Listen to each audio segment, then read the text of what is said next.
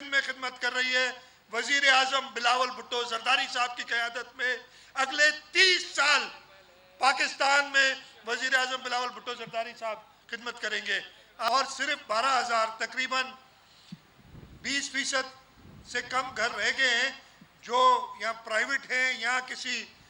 عدالتی حکم کی وجہ سے ہم نہیں دے سک رہے اسی فوری طور پہ، لیکن اس پہ بھی کام جاری ہے اور یہ آپ سے وعدہ ہے کہ یہ گھر بھی اور یہ ٹائٹل بھی، یہ زمین بھی ان لوگوں کو ملے گی۔ آپ ضرور سرائیں گے تو صحیح، لیکن ابھی بہت کچھ کرنا باقی ہے۔ ہم آپ سے پوچھیں گے کہ اگلے 5 سال میں پاکستان پیپلز پارٹی نے صوبہ سندھ میں اور کیا کرنا ہے،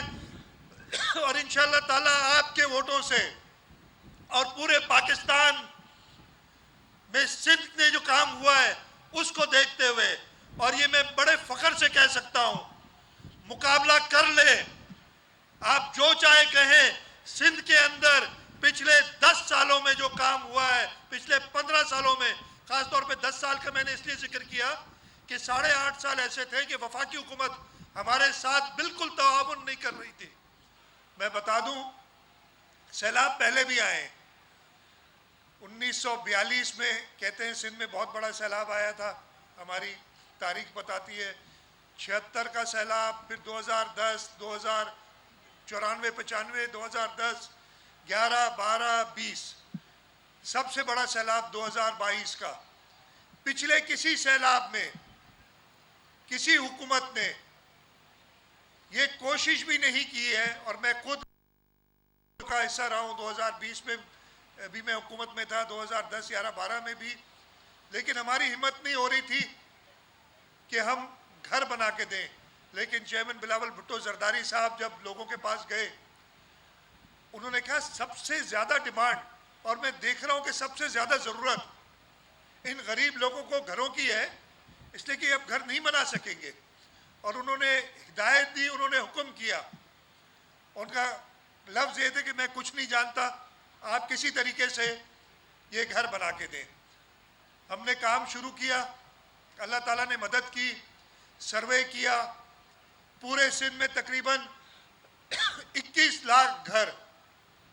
یا مکمل طور پہ تباہ تھے یا جزوی طور پہ تباہ ہوئے تھے۔ وہ پوری سروے کر کے ہم نے عالمی اداروں سے بات کی، اور میں پھر عالمی بینک کا، ورلڈ بینک کا اور اسلامک ڈیولپمنٹ بینک کا شکر گزار ہوں کہ انہوں نے ہماری بھرپور مدد کی۔ وفاق سے بات کی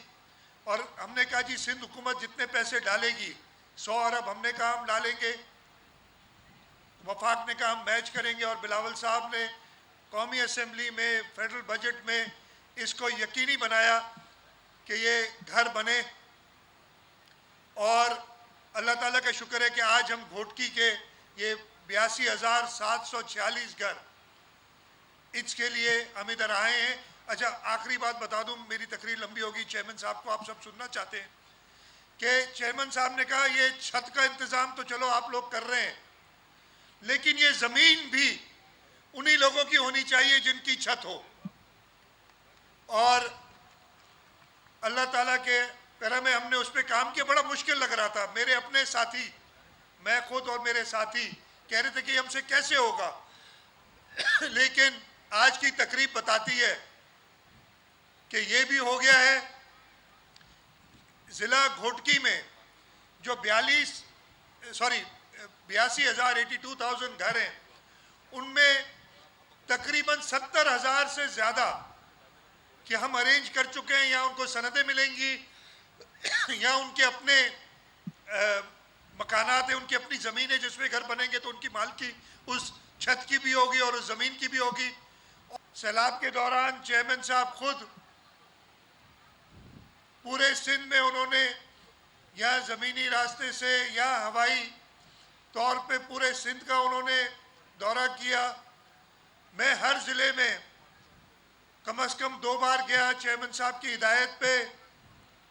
اور ہماری پوری کوشش تھی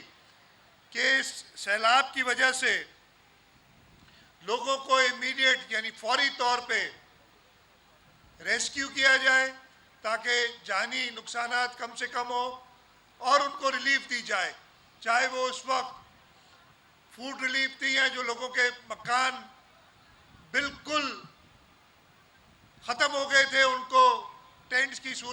سرکاری عمارات کی صورت میں ریلیف کیمپس قائم کرنا تھا. اللہ تعالیٰ کا شکر ہوا. میں یہ نہیں کہتا کہ ہم نے ہر ایک کو سب کچھ پہنچایا, لیکن میں یہ ضرور کہوں گا کہ میں ہم پاکستان پیپلز پارٹی کی حکومت, پاکستان پیپلز پارٹی کے وزراء,